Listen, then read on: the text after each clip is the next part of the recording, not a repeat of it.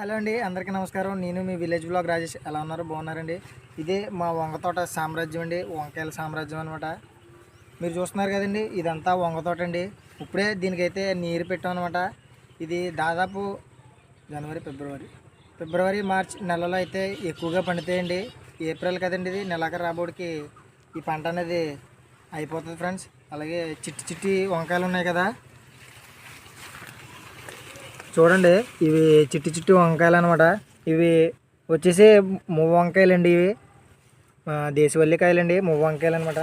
ఇవి ఎక్కువగా ఏప్రిల్ మార్చి నెల అయితే ఎక్కువగా బాగా పండుతాయి అనమాట. మరి అలాగే ఇప్పుడైతే నీరు తోడమండి. ఇది నారు అనేది మేము తెచ్చి నాటడం జరిగిందనమాట. అలాగే మరి ఏంటని మీరు అనుకోవచ్చండి. ముందు బీరపాదు మొక్కలు పెట్టామండి, సరిగ్గా పండగైతే తీసామన్నమాట. తర్వాత వంగ మొక్కలు పెట్టామండి. కొంచెం